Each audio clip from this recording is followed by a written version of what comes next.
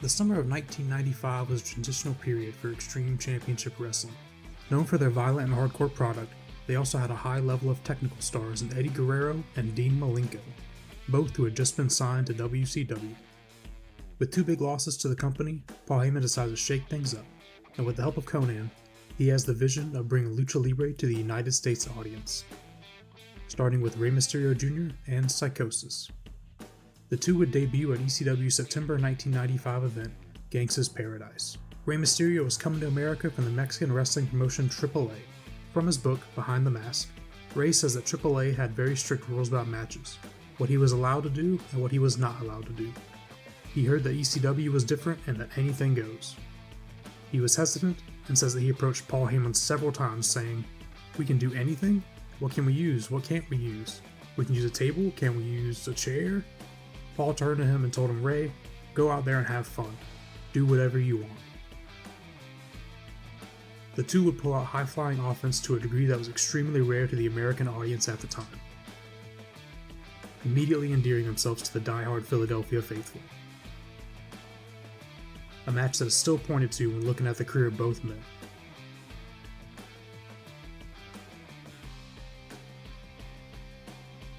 Mysterio and Psychosis will go on to have a historic trilogy of matches, the second taking place in October 1995 at ECW South Philly Jam. Both seeming to be more comfortable in this new atmosphere, they up the intensity from their first encounter. Throwing chairs, flipping dives to the outside, Psychosis puts Rey Mysterio through a table on the concrete floor.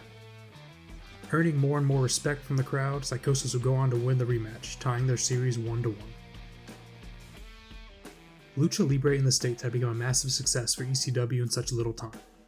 A new and innovative style for a new and innovative promotion. Paul Heyman would continue to showcase luchadors from the AAA promotion. On their weekly television show, Hardcore TV, we'd see a tag team showcase of Rey Mysterio teaming up with Konnan against Psychosis and La Parka. During this match, they would continue to push things to the extreme. Another excerpt from Rey Mysterio's book, Behind the Mask.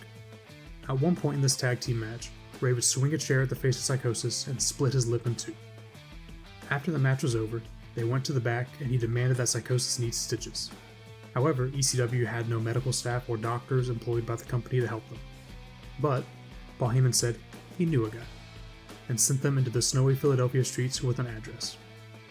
The four drove to a place that Rey described as an underground house that looked like a place where a mafia guy might go after he'd been shot in some sort of crime. But the doctor, or whoever the man was, stitched Psychosis up and he was good to go. The final match in their ECW feud would take place at the 1995 November to Remember, this time in a Mexican death match. The rules of this match are similar to a last man standing match, but with a pinfall as well. To win the match, you would first have to incapacitate your opponent and get a 3-count pinfall over them. After the pinfall, the referee would start a 10 count. If the downed wrestler could not reach their feet to a standing position by the count of 10, the match would be over. This would easily be the toughest battle of Mysterio's ECW career.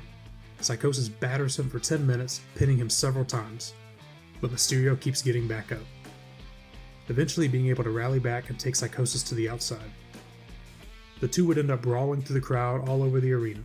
They'd make their way to a platform near the back, and after a few sequences, Mysterio would climb up about 10 feet on top of a stand where they had one of the cameras positioned, and would leap and return to the ring. The referee made his count and Psychosis could not answer. Rey Mysterio would win the trilogy and bring an end to his first feud in ECW. Following this momentum, Rey would challenge Mikey Ripwreck for the ECW World Heavyweight title. The two would have a clean back and forth, but Mikey would roll up Mysterio for the victory. The two would shake hands and Rey would acknowledge Mikey as the better man that night. Only 20 years old at the time, Rey Mysterio had begun making a name for himself in the United States. This would attract the attention of Jason, a former ECW television champion. The self-proclaimed sexiest man on earth would approach Mysterio and ask if he could represent him. He would like to be his manager and take him to heights he'd never seen before in his young career. Mysterio was hesitant, given the reputation that Jason had gathered for himself as a sleazy and underhanded wrestler, and he declined the offer. But Jason didn't take kindly to it and starts prodding at Rey, talking down to him enough that Rey would go after Jason, laying him out, being answered with cheers from the ECW crowd. Although Jason wasn't hated by everyone in the company, and out come the Eliminators, who attack Rey, starting a 2-on-1 beatdown. Mysterio wouldn't have to endure it for long because 911 would come to make the save. 911 was a very popular character in ECW at the time, standing at nearly 7 foot tall and weighing in at 300 pounds. The two would pair together as a David and Goliath tag team, setting up Rey's next match. Mysterio and 911 versus Perry Saturn and John Cronus, the Eliminators. That match would take place in January during ECW House Party 1996. Prior to the match, Bill Alfonso and Taz were in the ring. The two had recently aligned with each other. Having a guy like Taz by his side, the loudmouth Alfonso was more confident than ever.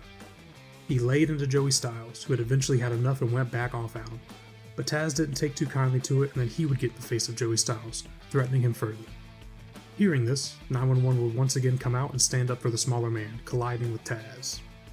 Neither man would back down, and this allowed the Eliminator to take their opportunity and attack 911 from behind. And the tag team match would begin.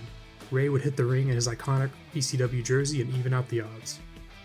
After a few back and forths, Rey and 911 would get a clean victory, beating an established tag team. In time, 911 and Taz would collide once again. Taz would take him out and continue on his path of rage. One night, Taz and Bill Alfonso took to the ring to brag about this, and Rey Mysterio didn't take too kindly to it. He hits the ring and tells Taz to his face, 911 isn't here, but I am, and I'm not scared of you. Despite the odds, Rey goes right after Taz and they have a back and forth, with Rey getting the better of him in the early going. Taking him down multiple times with Hurricane Ranas and kicks, but once Taz got his hands on him, it was over. Taz suplexes him halfway across the ring and puts him down. The two would go their separate ways, and Rey would go back to his roots. Extreme Lucha Libre. February 1996, ECW presents Big Apple Blizzard Blast. Rey Mysterio versus Juventud Guerrera. A nice showing from both men, showing Rey Mysterio back to form and what he had been best as during his ECW run, picking up a victory over Juventud. This would be the final feud of Mysterio's ECW career, going out the same way he arrived. This would span a trilogy of excellent lucha matches for the company. Their second match would take place over a 2-day event in March 1996, ECW's Big Ass Extreme Bash. On the first night, the two would go at it once again, with Juventud winning the rematch, tying the series 1-1. But on the second night, Mysterio and Guerrero would create magic, widely regarded as the best match in both men's ECW run. Mysterio would combine his high-flying Lucha Libre style and the hardcore nature of the company to perfection. Starting the match exchanging holds and counters, each man getting the upper hand, pulling out flips and big maneuvers. Eventually taking each other to the concrete floor and brawling in the crowd. They would spill outside the ring, would make their way back to the ring, where Mysterio would use his momentum to get the best of his opponent and earn the deciding pinfall, winning the trilogy, ending his feud, and going out on top in his ECW run, where he would eventually use his newfound popularity to tour Japan and then being signed to WCW, becoming a superstar in the United States.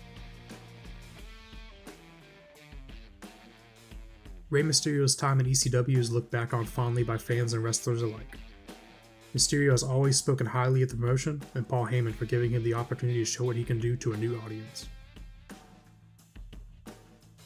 It was an innovative and huge splash that the 20-year-old wrestler would make in only a 6-month period, catapulting himself into the mainstream and becoming a household name, with the ripple effect of Lucha Libre in the United States still being seen today. Rey Mysterio's legacy is one of the most respected in the industry, and it's a legacy that will always be tied to his amazing run with Extreme Championship Wrestling.